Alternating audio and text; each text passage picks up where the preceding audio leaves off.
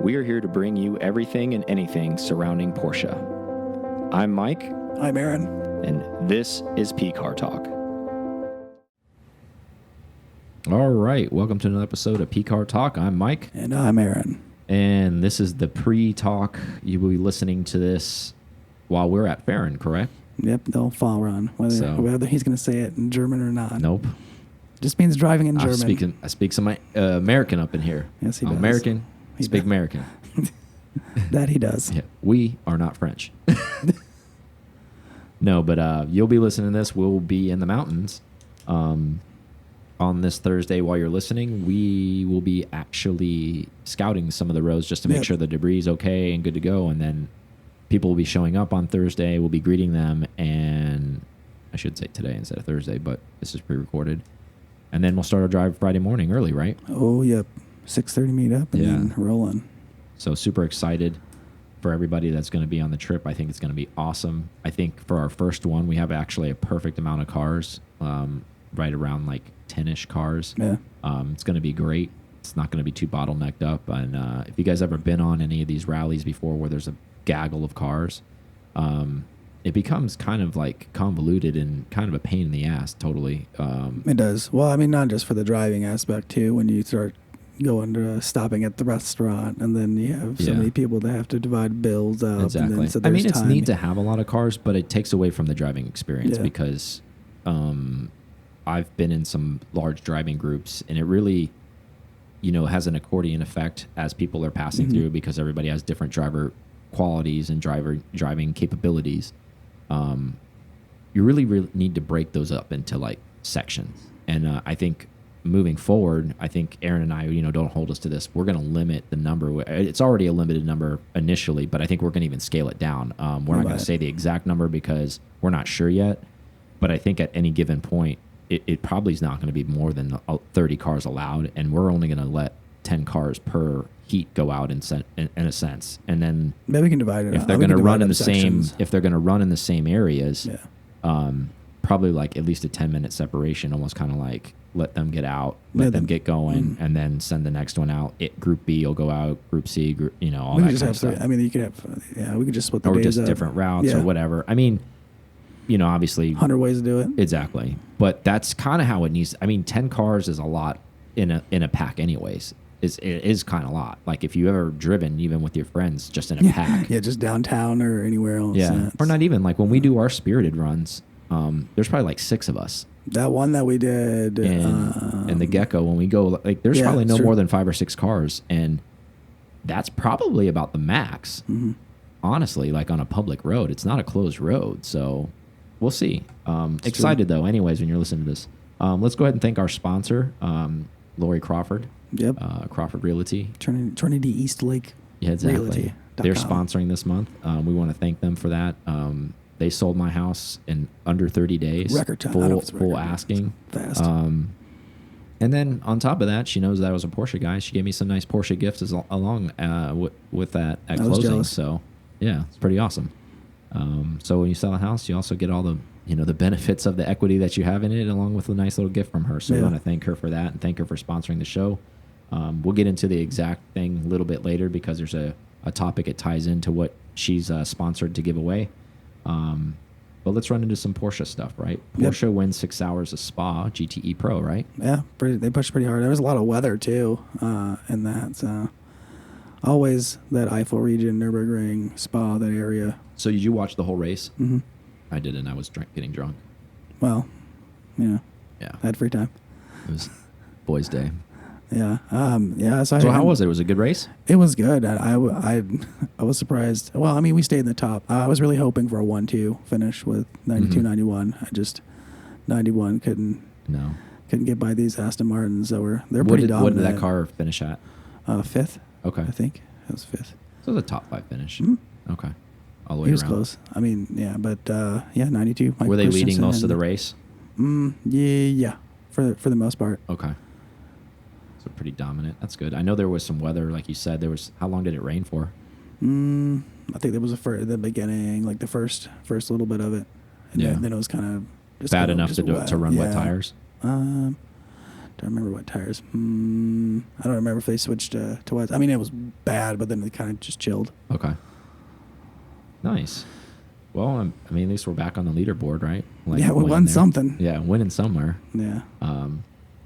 That's the nice part about that. I think it's also great for those guys to be running in that European series too. It's just helping them get more seat time, right? At the end of the day, because the big races are coming up, and obviously it's a condensed schedule. So these guys are all over the map, running all over the places. So I think it's just going to help them get sharper, faster, right? Yeah, I can see that. It's cool to see the RSR cars. Anytime we can see an RSR car, yeah. Right now is going to be a. Well, yeah, it's almost cool kind of thing. like we're running out of sand, right? Yeah. Like it's one of those things where, all right, come towards the end of the year, this is it, because the cat's out of the bag. Everybody should know, if you haven't known, like Porsche is going to be out of endurance racing for indefinite amount of time, so we're not sure. I know they said the IMSA thing, but is that covering this World Endurance? I mean, that doesn't seem. I mean, they didn't say play that. into each other because they're different points. They didn't say that, but why would they race in the WEC and not race in IMSA if they have a car? You know what I'm saying? Le Mans? I don't know. I don't know. Maybe, I don't know. But I think it was a general blanket term when they said like, hey, we won't be basically, funding a factory car race team next year. I think that's kind of in general everywhere. Like, I don't think that's just IMSA specific. I think that's probably in general they're not going to have a factory RSR car racing at any event, is what I think.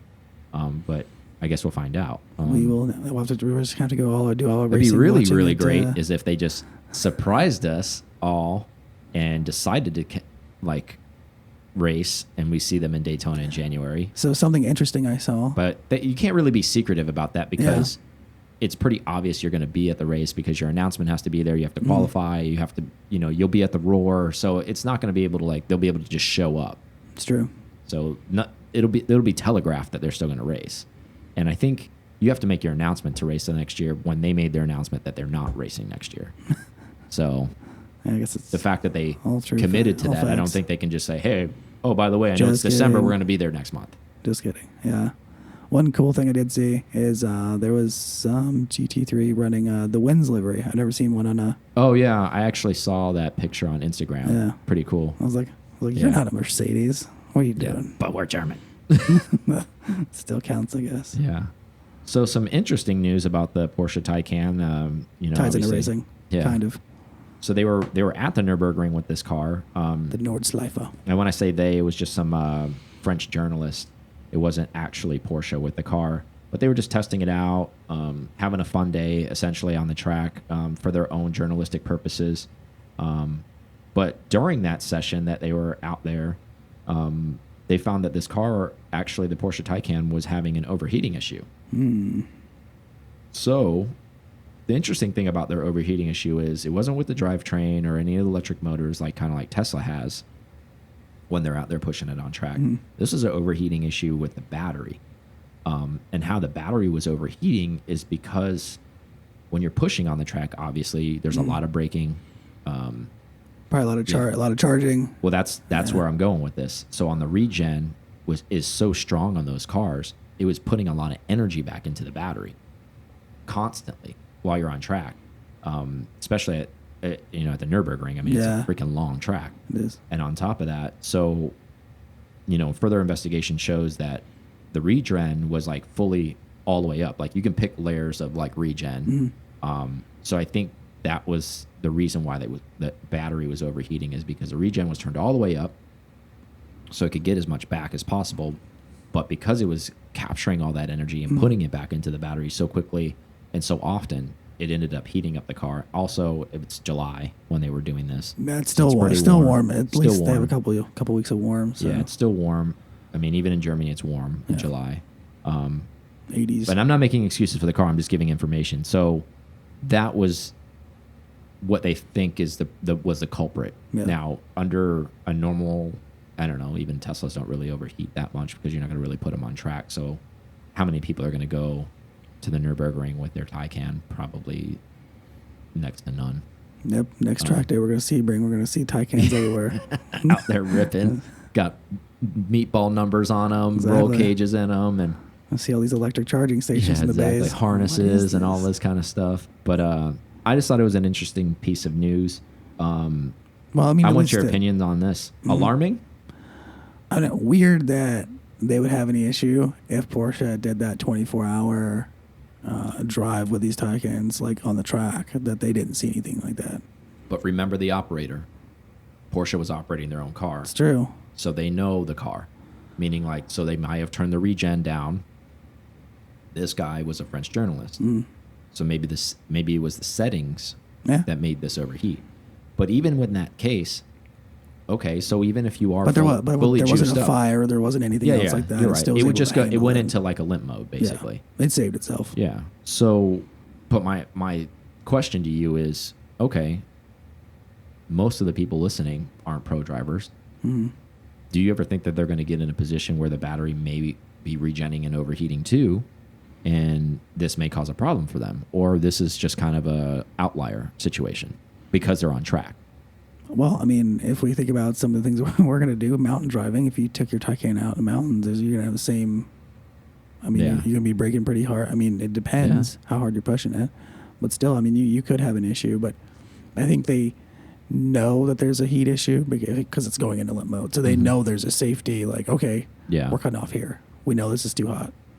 It's not just like continuing. It's like, oh, we didn't know. Yeah, it's not like it's just something that's random and then now it's on fire or some crazy thing. So everybody who's listening and maybe it has one, but I wonder if you're going to push like that, maybe was it the performance battery or not?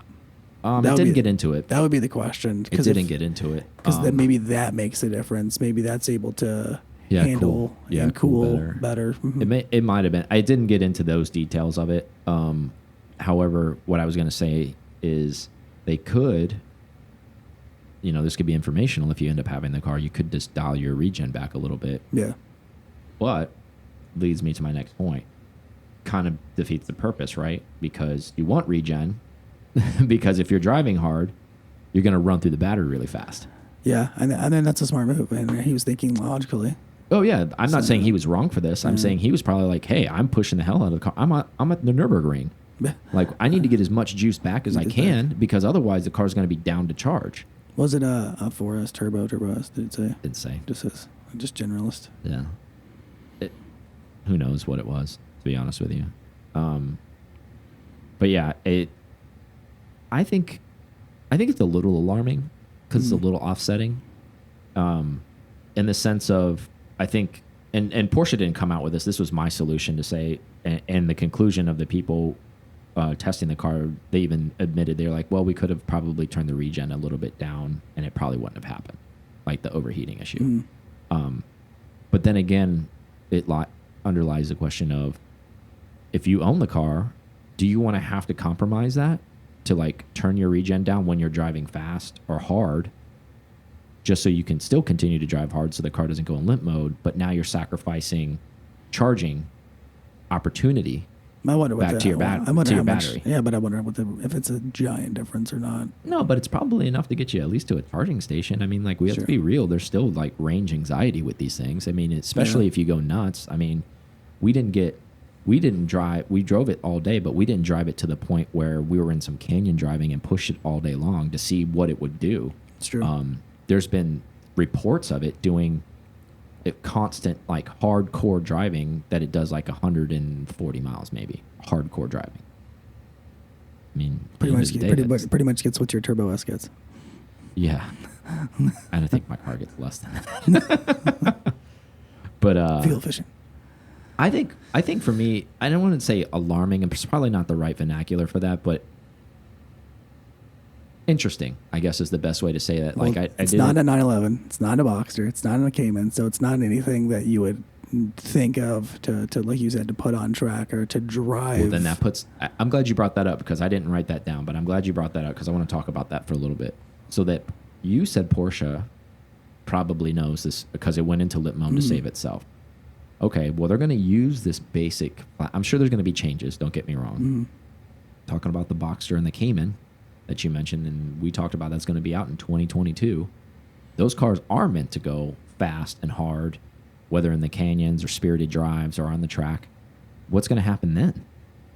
Is there going to be a a driver mod where it says, okay, if you're on track or you're going to drive hard, only regen at 50% or only regen at this, because now your battery is going to overheat? Or are they going to find a solution for that to try to cool that? They'll probably have like a, I don't know if it's Mantino. Mantino's the Italian word, but the little dial that they have, and probably just Sport Plus automatically throws it into the correct settings for a spirited drive. Yeah. Why wouldn't they have that now, though? I don't know.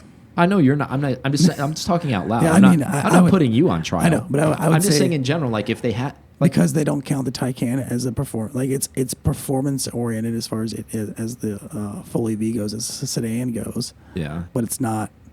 That's not made to be your track toy at the time, or I mean, it's made to have fun in. Then why go flex and show it at the track when you go do your Nürburgring time with it? I don't know, because French journalist.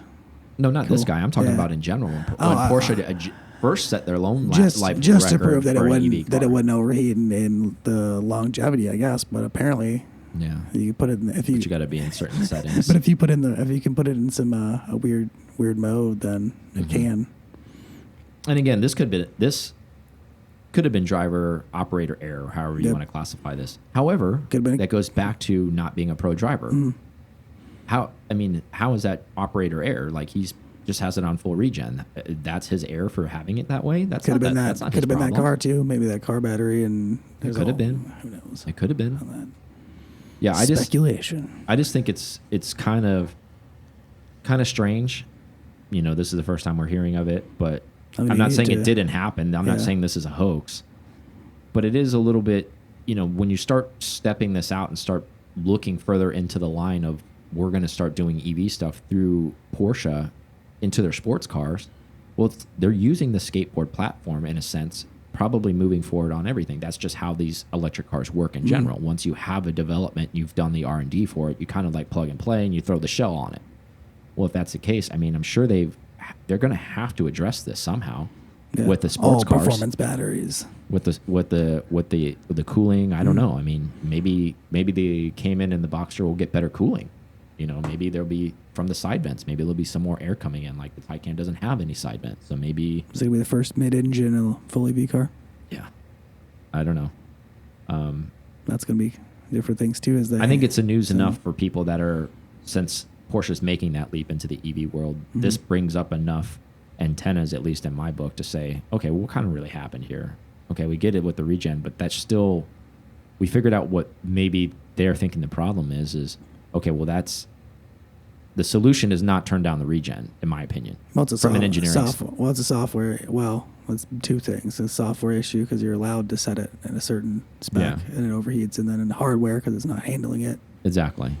So it's twofold. So it's one of those things where I'm kind of thinking that needs to be addressed. But you think you would hit that too with like people launching these things as many times as they have, like in a row, that it would heat up. Maybe that's a lot of stress on it. Yeah, and again, that's why I asked at the very beginning, which you don't know and I don't know. Is this an outlier?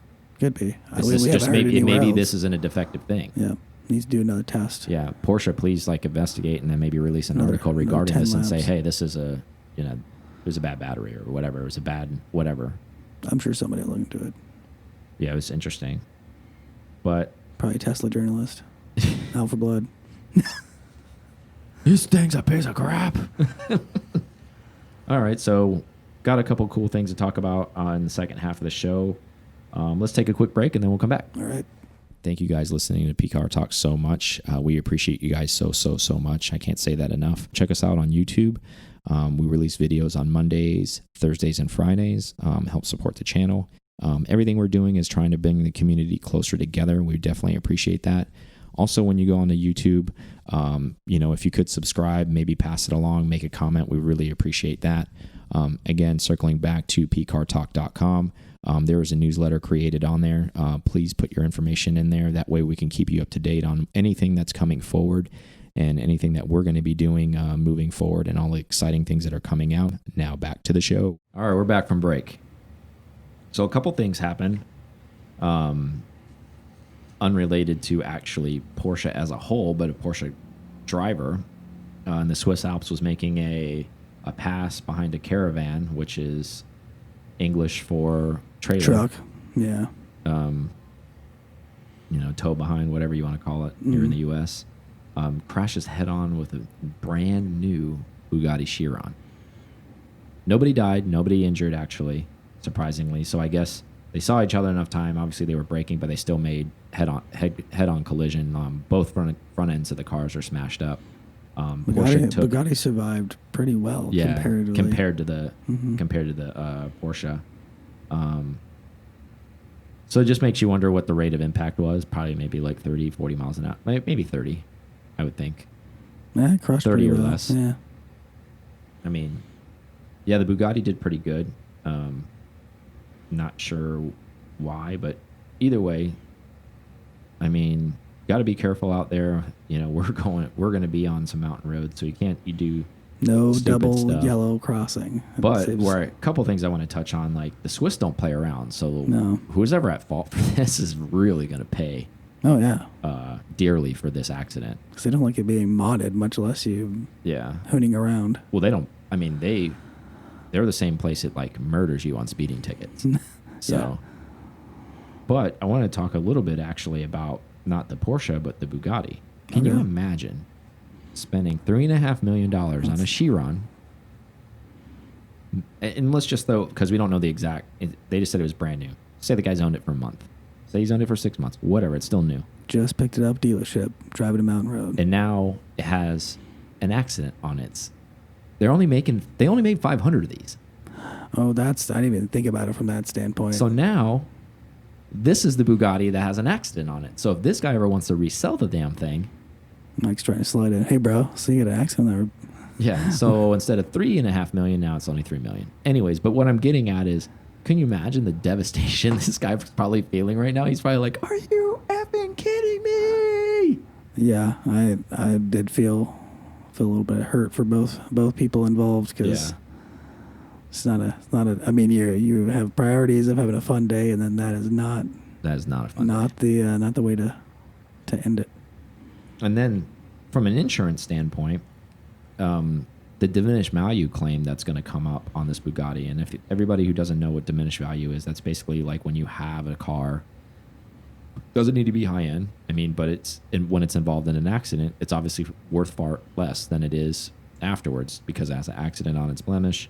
Whether you want to like trade it in, whatever you want to do, it's going to get dinged for that because they're like, well, the car was in an accident. I only can give you whatever number, fill it in the blank. Or if you sell it on secondhand to private, like somebody's going to beat you up because the car's been in an accident as well. So what the insurance company will fight you on is diminished value, but like as a customer, you want to try to get as much as you can to like recoup that delta gap that's going to be involved there. So essentially, if this is a $500,000 less, whatever the diminished value on this, they would send him a check essentially for $500,000. So when he did sell the car and he could sell it for $500,000 less, it kind of like made up the difference. Yeah, so, makes him whole. Yeah, I just wanted to kind of like give an explanation behind diminished value on this. What do you think the amount would be like for? I mean, this isn't a totaled car, but don't get me wrong, but it's still probably going to need. I mean, let's be real. The car costs $3.5 million. It is probably going to need like $300,000 or $400,000 worth of work to make it right, if not more.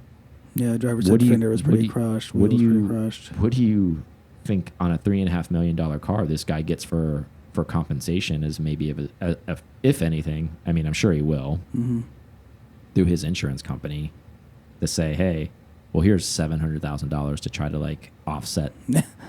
Yeah, here you go. Here's something. Yeah, I mean, it would have to be. I mean, this has the potential to be one of probably the largest diminished value claims ever on record. Probably. Yeah, I mean, as new as that car is, and and as limited as is. Yeah, I could see it being a pretty big number.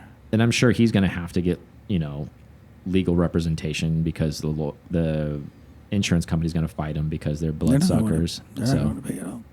They're going to be like, "Oh, what are you talking about? It's still rare. It's fine. It's not that big of a deal." It's like, what are you talking about?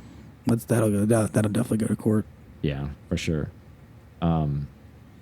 Next question is, would you want to own a blemished, it's not wrecked like... Not in those circles, no. No, I wouldn't. Yeah, because almost this car is going to have a black spot on it the rest of its life now. No, I wouldn't want to not. So like if you can afford a Chiron, right? And if you can buy like that car's, people will avoid that car like the plague because it's almost, in my personal opinion, it gets to that point where, okay, let's say they're trading luck at, on its let's side, say they're too. trading because Yeah. they're so rare. Like, I don't even know what the numbers because I didn't really do any research to look at them because I'm not in that price point, but it doesn't matter.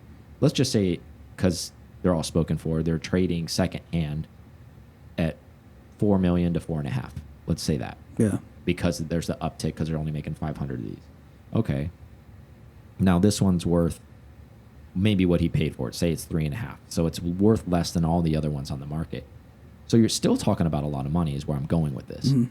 So if you're a buyer at 4 million or 4.5 million, why would you buy a wrecked one at 3.5 or 3 million? When you have that many millions is what I'm getting at. You want the right one. You don't want the wrecked one, right? So I guess this car may be with this guy forever because of this. Maybe.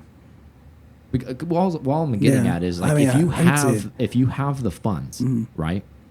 If you have the money and you're shopping a Chiron and you have the money, So you're not looking for a discount, is what I'm getting at. Yeah, You're not looking get for that. $1 million discount. You know what I mean? Yeah. You'd rather Somebody actually might be, but not you're you. looking Yeah.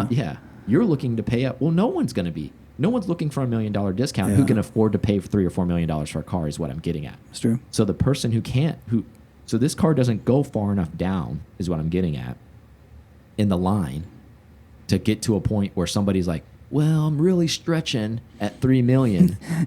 You know what I mean? Like, it Well, doesn't Marty- fall to a person like that Yeah. because that's beyond a stretch. That's meaning, like, you have FU money and you can afford that car, and that's what happens. Mm. So you don't buy the wrecked one, you buy the $4 million or $5 million good one. So this one falls into a purgatory of what happens now. Well, I would want to be in the circles like, oh yeah. it's like, oh yeah, Aaron got the wreck hear one. about old Bob's car? Yeah.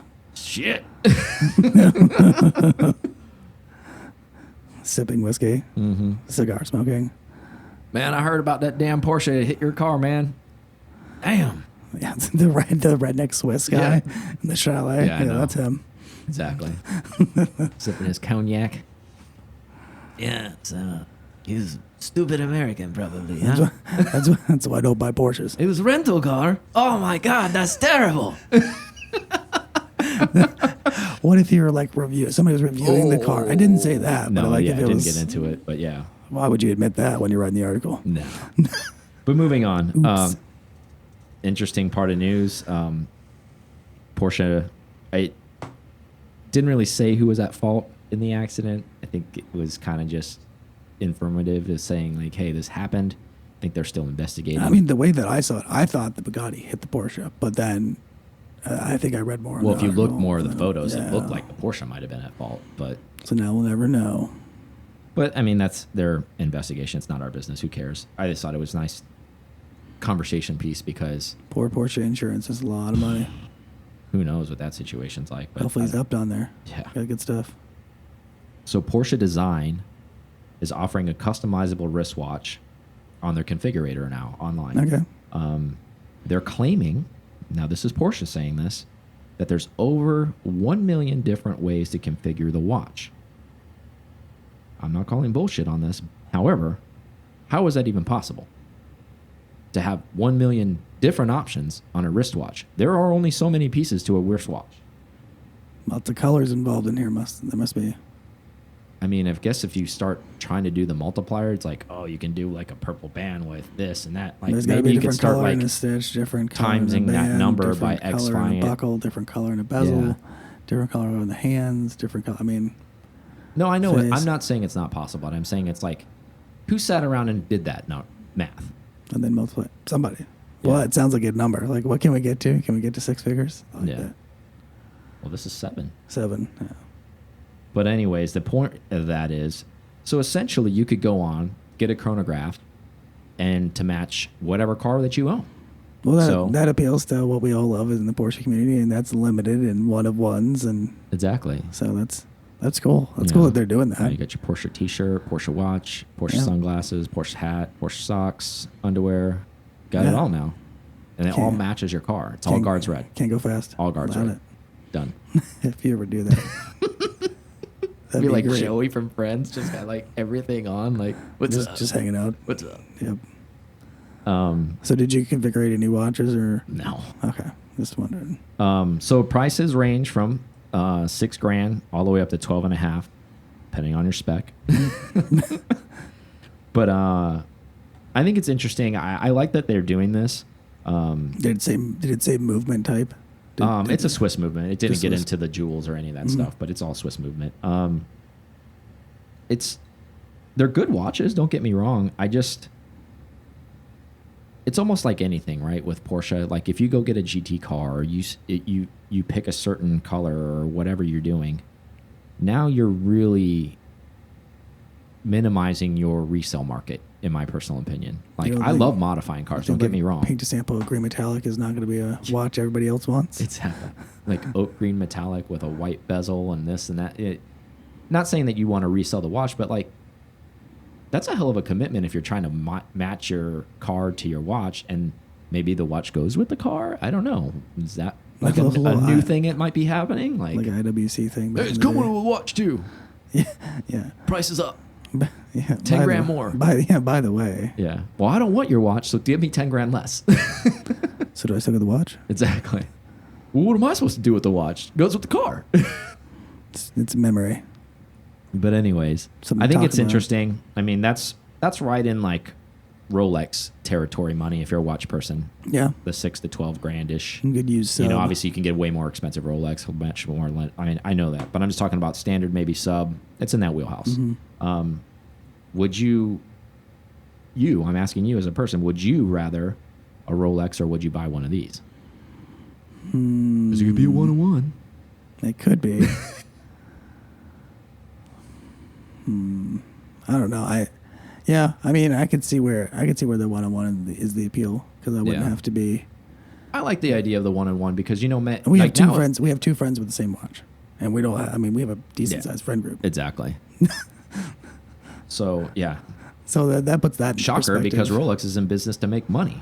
Yeah. So they make more of the same watch, right? So I like the idea of this. I think it's a gee whiz thing.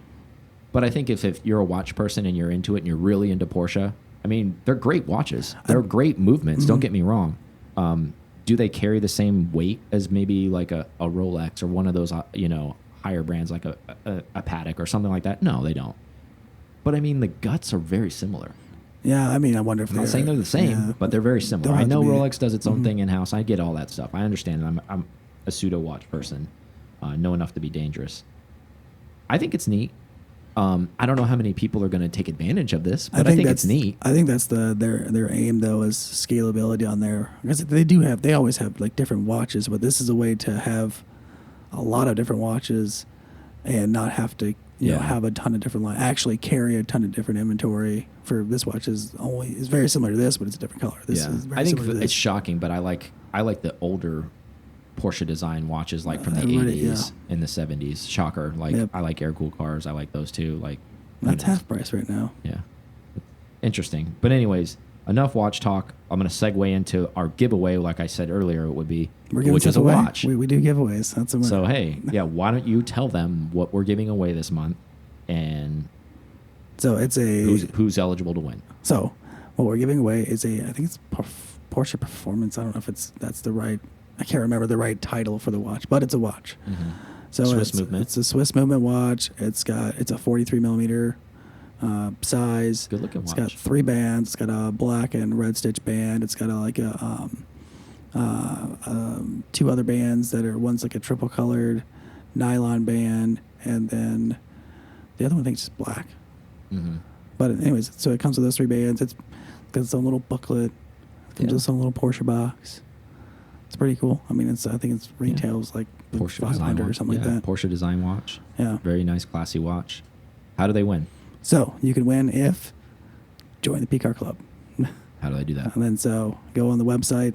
It's right there. Actually, you can go to, it's even easier in our Instagram. If you're in there, just click the link. You'll see join the club, and it shoots you right to it. But then once you do that, then we'll have our live stream like we normally do. Been doing it on IG Live for the most part. We will move it to YouTube, but we haven't done that yet. And then we had your name is on our Excel spreadsheet of all the people. Exactly. And then we put it in a randomizer. Then that's it. Then we choose it on the. And to be clear, there's a free Tuesday. membership too. They need to be a paying member, right, to be eligible Correct. for giveaways. Okay, just want to get that out there. Not that we're trying to like fleece you guys. There's all different levels. Entry level, all that stuff. And you also get stuff with your membership as well. If you read the, what each tier gives you, in addition to these great giveaways that our sponsors are sponsoring for us. So, I mean, you're getting great stuff, guys. The point of that is, and, don't want to harp on it, but we do need to talk about it occasionally because we don't say it enough. And that's what really sustains what we end up doing, because we put out a lot of free content for you guys to enjoy. And sorry, not sorry for our own plug. We got to get it out there. We got to tell you guys stuff. We do so things. For the trolls that hate us for that, F you, I don't care. We have to do this because we don't have a marketing manager who's gathering, dollars for us on a sponsorship level or any of that stuff. So like all this stuff is like self-generated, reaching out to people that we're giving you stuff to try to get membership dollars for you guys to want this stuff. So that's really how the money's coming in, from the membership, not from like sponsorships. Like we get items that come in, but that doesn't pay for any of this stuff. Yep. So it's almost kind of like we joke around about that and like, oh, so how many, like at Chuck E. Cheese, what am I going to get? 50 t-shirts from somebody and then go in and buy a GT3 RS? How many tokens do I need to get to like buy that thing? You need 100,000 t-shirts. I'm going to bring you 100,000 t-shirts that somebody paid us with.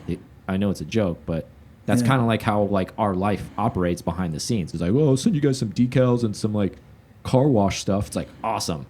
How are we going to pay to kind of give the car wash guy, the liquid you gave me to the energy company and say, hey, I got some car wash stuff. I mean, I wish we could barter that way, but yeah, unfortunately it doesn't operate like that. Yeah, bartering would be great. Anyways, moving on from that topic, Gunther Werks, making a 400R, only making 25 of these cars. If you don't know who Gunther Werks is, they're basically the 993 specialists. They're doing full carbon fiber fenders, hoods, roof. A re-engineered 993. That's what they're... Essentially. And what this particular one is... A remastered, I think. Yeah, 993 GT3, essentially, is what this is. They're not saying that, but articles that are being written, they're kind of calling this that.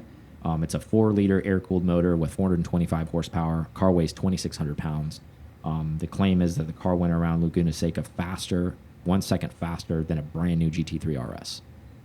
That's pretty impressive. Lightweight. Yeah. I mean, that makes a big difference. 425 horsepower and only 2,600 pounds. I mean, do the math, right? Now, the interesting thing about this car is, we have all of these, not all, I mean, that's not fair to say. We have some of these companies that are re-engineering some of these air-cooled cars. And there's all different ones all over the world. There's some in England, some in the U.S. They're all doing a great job. One is not better than the other. They all have their own take on how things are going with these cars.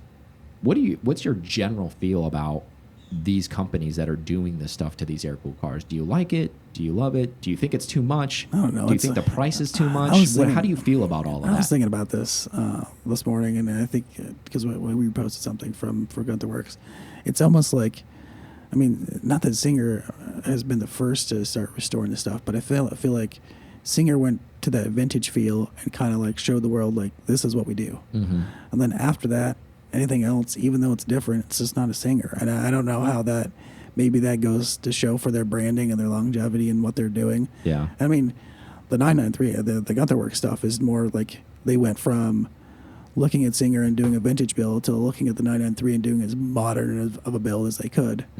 And I mean, now if they're really trying to compete with the newest GT3RSs, which doesn't make sense to me, because good for you. Yeah. I mean, at that point that you're outrunning the new car, but you'll never get to, there's a reason there's a new car. Yeah. It needs to be wider. It's safer that way. It needs to have more aero. It needs to have all that stuff. Obviously a market, there wouldn't be these companies if there wasn't for this price points. I mean, Peter's price points are hefty for those 993s. They're not. I mean, we'll get in that. Well, I'll just get into it now since you're on the, like $525,000 for this 400R. Yeah. Like this is different than obviously their other cars, but this is the 400R starting point on those. So obviously you can spec that up. We're probably, we don't have the spec sheets, but we imagine like how things can get real pricey depending on what you want. You could probably be easily in the 700s. Well, it's not your. It's not definitely not your only Porsche is the way I would imagine it. Like I'm not like, okay, this is, I can only have one. I'm going here. No, of course not. Of course not. Do you think? But you're on GT2 RS. Going back to what you said about Singer for a second. Yeah. Do you feel the Singer effect for you? And I don't want you to speak obviously for anybody else but yourself. Do you feel because they were maybe first to market with this thing? That's the only reason. Is it psychologically like embedded in your mind that they're the I just go-tos like for that. this? I like that flavor. I think Yeah. I like that vintage, what they've done in that style. I mean, obviously the 964 is a good platform Yeah. that they use. The DLS, whenever they make one, is going to be awesome. Yeah. Instead of just for like Goodwood show and stuff. I think for me, it still goes to the root of, I've said many times, and I am biased because I have a 964, but the reason why I bought the 964 is because it looks like a vintage 911. Mm. And I feel like for me, because it has those front-facing headlights and the pontoons, how the classic car, I think that's why I gravitate towards Singer. Obviously, their build quality is amazing, but I'm just saying the guts and the DNA of the car starts. They don't do anything with that. I mean, those silhouettes is a 964 silhouette, even though it's all that stuff has been enhanced. And I think that's what helps me really gravitate towards them as a brand. Gunther Werks does amazing work too. This is not a comparison by any means because they're totally different platforms. They're totally different cars. I'm just talking about my personal opinion. I've just never been a 993 fan. That's just how it is. And I see that car and I'm like, it's a great looking car. It's a cool car. But like if I'm shopping, I'm not interested in that car because for me, I don't like the way the headlights are set up on that car and the way the front pontoons are set up on that car. I prefer 964 and older, all the way back to long hood because that's how those are. Mm. Like, so I almost rather even have maybe some like high-end backdate car than even a 993 is the way I look. When I think vintage, at least. Yeah. You know what I mean? Obviously, water cooled is a whole different arena, but I'm talking about vintage. That's where my mindset is at. Yep. Now I know, I'm probably going to get flamed by the 993 faithful. They're the best shit in the world. This is the best. This is the last air cooled. Whatever, bro. Have fun with your car. Exactly. More for you. I think okay, I'll leave more for you. How's that sound? That's what I was going to bring up. I mean, that's what they were saying. Well, it's the last air cooled. It's true. That's the last one. It doesn't mean it's the best iteration of. Yeah. I think they only use 95s or something like that, or some last year and. And I'm going to go back to like this Gunther Werks thing because they do make an amazing product. So I don't want to take anything away from that just because I'm not into a 993. We've seen a couple of them in person. They're great cars. They look outstanding. Mm-hmm. They look amazing. Well, you already answered. I was going to ask you, what would you rather own? But you're going to say Singer. But do you get where their ethos is here? Are you on board for what they're trying to do with this car as like lighten it up, a 4-liter air-cooled engine? They're building their own version of a car that wasn't made by Porsche. So what they're saying essentially is they didn't make a GT car in the 90s for a 993. It looks like so what they're trying to do in their mind is saying we're making a GT car like a GT3 Touring, but for a 993. Can you correlate that? Because I can see it. I mean, I can see that. To me, the connection would be like if you take what Singer does and then you take what Roof does, you put those two together, you've got a Gunther Werks. Yeah. Because you've gone to as far technology as Porsche could go back in the day, and then you're stepping up to go, okay, it's 2020. What carbon fiber design can be done? What seat technology can we do? What motor technology do we have now? Suspension, all that stuff. I mean, it's kind of cool exercise to say that, okay, there wasn't a GT car back in the day like the 993, but yeah, I don't know. I mean, I guess it's a hefty price point though. Right? It is. I actually thought they were 700. I didn't think they were 5. Well, starting at 520. I don't know if you can get one for that. That's probably like the Shell or something. But I mean that the other thing is like it just looks modern. Like they said they went to like his modern art piece side to the. Yeah, I think that was the goal. I think that was the goal. Yeah, it definitely looks different than we've anything had friends on the that have driven them. We have friends, photographed them. We've been around them. We haven't driven them. I mean, we haven't driven one. That's I haven't driven a Singer yet either, so who knows? No comparisons. But again, these two are totally different cars, so I don't want to bring Singer in the conversation because Gunther's its own thing. We've seen them, like I said, multiple times. We've seen the test mule. We've seen finished products. We've seen the car a lot, actually, surprisingly enough. Yeah, we have. You start to think about it. It's like we've seen it up at Newcomb's Ranch. We've seen it in person multiple times at, like, Amelia and then down at DRT. So we've got to, like, play with the car. It was there. I mean, it's a good product. I like it. It's a cool car. If you're shopping Porsche in general, and I get, like, there's that air-cooled vintage and there's a limited number of these, Do you still buy this car at that? Like, I want to fast forward what you were saying earlier. I think I cut you off. You were talking about, I think you were going to say GT2 RS or something like that. Yeah. What were you well, I was say just there? saying the price point. Yeah. Like, I don't know. Well, you can get one for way cheaper than that. You can go buy a GT2 RS for less than $525,000. Yeah, I mean, but that's At not $700, but it's not vintage. It's just Carrera GT money. Ooh, and you know how I feel about that. Boy, that's vintage too. I would murder you for a Carrera GT right now. Yeah, nice to know. And all right. I mean, I saw one for sale, and not a wrecked one. Yeah. And actually, basalt black, which is a rarer color for that, because most of them are in silver, for like $605. And oh my God, the car had 15,000 miles on Trying it. to match the Cayenne. Yeah, right. But 600. So you're saving, if maybe you spec'd up to 700,000, you're saving $95,000 by buying a Carrera GT. Still, and that's still vintage. Yeah, that's true. That's a different take. I mean, it's. I mean, the buyer for me. Where I'm going with this is like, you have to be a 911 nut. That's why I say the buyer for me is somebody that's through and through, not even just 911 nut, but you're taking yourself into. I'm only like, well, not only, but you're a 993 person.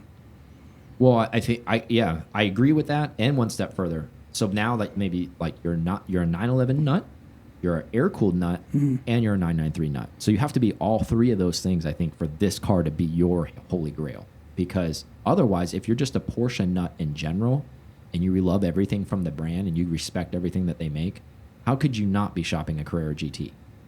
The only thing that doesn't do it for me in the Gunther Werks is the motor, the engine bay. Yeah. There's something about it. I don't know. Yeah, doesn't work for you. It just looks. I don't know. Well, I know it does. I know what it is. It's the Singer I know. motor. That's I know. the problem. Yeah, their air intake. They need to do something with. Yeah, that's it takes a trip to Oregon to what's his name? Yeah. Ed Pink or whatever for their stuff. Yeah. But like Gunther Werks just looks like it's not an L. It looks like an LS to me with the air cleaner. The way it is. I see what you're saying. Like the way it's set up, like the way the heads are or whatever on the it. way it just looks. Yeah, the intake manifold. Yeah, it just I don't know. Yeah, it's really weird. I see what you're saying. Like the air filter itself, where that I see thing where sits at. yeah, Like I see normally what if you you're did a LS swap and it just sitting there. I know what you're saying. Yeah, I mean, I could see what you're saying with But that. everything else looks fine. I just have a hard time wrapping my head around this because I am a 911 fan. Yeah, you're but just like, not a 993 person. No, it's not even just that. Okay, like Singer. Like, we'll move away from this because it has nothing to do with. If you had Singer money, how would you just not go buy like the Porsche hypercar, like the Carrera GT? Like, I guess, you know, like I know a DLS is a special car and 911s are special. Obviously, we own them, we love them. But I mean, if you have that kind of level of money, and this is going to come out really wrong. It's still a 911 at the end of the day, right? Even if you paid $700,000 for it, it's still a 911. I don't care where it came from. It's still a 911. Man, that's a good argument too. It really is because it's not a Carrera GT. It's 911. It's not. You didn't go hypercar. Yeah. Yeah. That's my own mental issue. I think I have with it. I know that everybody's not the same, but I would have a hard time paying $1.5 million for a DLS, and I know it's a Williams motor, and I get all the special engineering behind it. Okay, yeah. Aaron, let's just call it even 2. Okay. Yeah. They want a Carrera GT. But what if you already Still had 911? But what if you're okay? So say you're. Well, I guess the people that are and the buying shoes, that. and the shoes. I was gonna say the people that are buying that car probably have a Carrera GT. Exactly. That's what I'm saying. So if you put yourself in the shoes, you already have your Carrera GT, you already have your 918, you already have. And you're just 959. Yeah. Okay. Yeah, so you have all that. All the halos. But you I mean, obviously you don't have a Singer yet, and you don't have a 993. So money doesn't. And I think that's what the buyers for this car. Yeah. So I'm shopping because I'm not a buyer for this car. So I'm just talking out of my ass because I don't have that kind of money. So I don't even know what that's like to have that kind of money. So if I was one of those people, maybe this wouldn't be a big deal because I'd be like, dude, it is just a 911, but it's only just 700,000 because that guy has $150 million. So he's like, it's only 700,000. It's true, but if you were shopping, so they're looking at it from the top down a totally different way. Aesthetically, instead of me looking up at it, being like, "Oh my God, that's 700,000. What could you buy for something?" He's like, "Who cares, dude? I got like 10 LaFerraris and I got all this other stuff." He's like, "That's nothing." Yeah, like my watch costs more than that. That's true. You know what I mean? Like, so when you're living in that area, I guess that's who these cars are for. They're not for peasants like you and me. Showing Mike some Richard Mille watches. Yeah, exactly. He wasn't. He didn't know. Man, now he knows. Good God.